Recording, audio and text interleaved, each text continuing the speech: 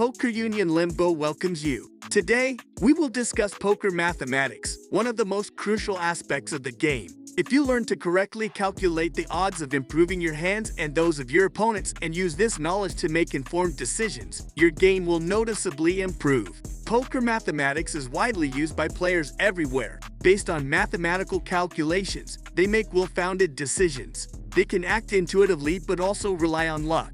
By knowing the probability of improving your drawing hand on the next street, you will precisely determine what bet size to call from your opponent and when it's better to fold. It's essential to understand that, due to the influence of luck in individual hands, making mathematically correct decisions does not always guarantee winning. However, if you consistently make the right decisions from hand to hand, you will undoubtedly make a profit in the long run. One of the key components of poker mathematics is the probability of forming combinations. By knowing how often specific hands will come to you and with what likelihood they will improve on the post-flop, you can play your cards much more effectively.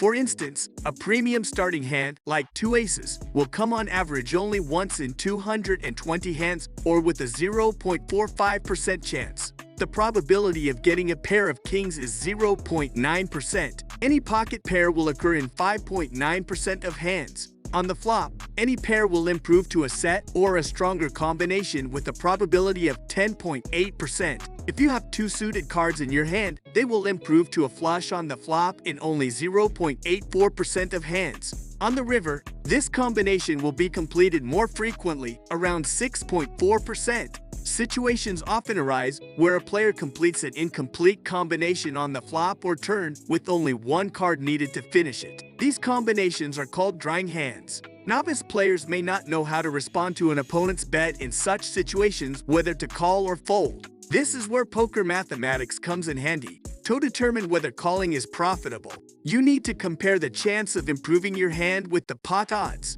If the former is higher, you should call. First, let's learn how to find the probability of improving your hand. We'll use the concept of outs for this. Outs are all the cards in the deck that can improve your drawing hand. For example, when you have a flush draw, meaning 4 cards of the same suit, there are 9 cards of that suit remaining in the deck. Therefore, you have 9 outs. Now, knowing the number of outs and the total number of cards in the deck, you can find the probability of improving to a flush. If the flush draw is completed on the turn, it's known that your hand will improve in approximately 20% of cases. There's a quick method for calculating the chances of improvement, known as the rule of 2 and 4. If you want to know the probability of improving by the next street in percentage, you multiply the number of outs by 2. If you want to know the chances of forming the strongest combinations over 2 streets, you multiply the outs by 4. In our example, with the turn and river remaining, the hand will improve by 20% using the rule of 2 and 4. Multiply 9 by 2 to get 18,